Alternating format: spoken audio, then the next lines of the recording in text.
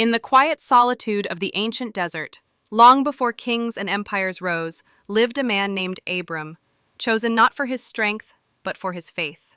At 60 years old, Abram was no ordinary wanderer. His face was carved by years of sun and sorrow, his eyes deep wells of questions, hope, and waiting.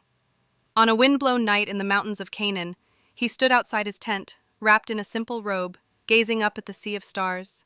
He was alone, but not lonely. The silence around him wasn't empty. It was sacred. Beside him, a small oil lamp flickered in the wind, casting soft light over his weathered face.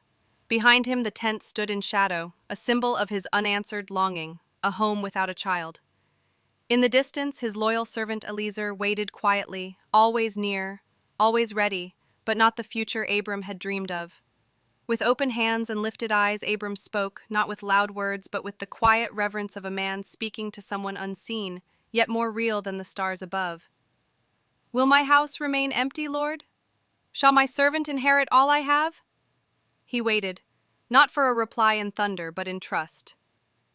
And in that silence, something stirred. Not in the sky, but in his soul. A promise. A whisper. A covenant that one day his descendants would outnumber those very stars. But faith is not always quiet. One night news came. His nephew Lot had been taken captive by invading kings. Abram didn't hesitate. He gathered 318 trained men, born in his household.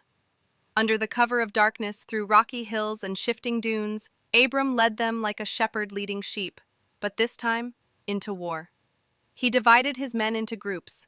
They moved like shadows, torches low, spears ready. Abram wore a warrior's tunic and a leather breastplate, but his strength wasn't in armor, it was in purpose. The stars above watched in silence as Abram, led by faith and not by fear, signaled the attack. Victory came swiftly. Lot was rescued.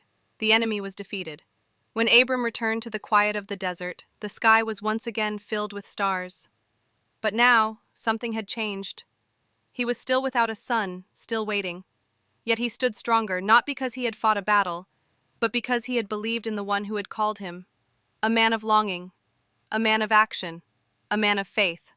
This was Abram's journey, not just across deserts and hills, but through the wilderness of the human heart, where doubt and trust wrestle beneath the stars.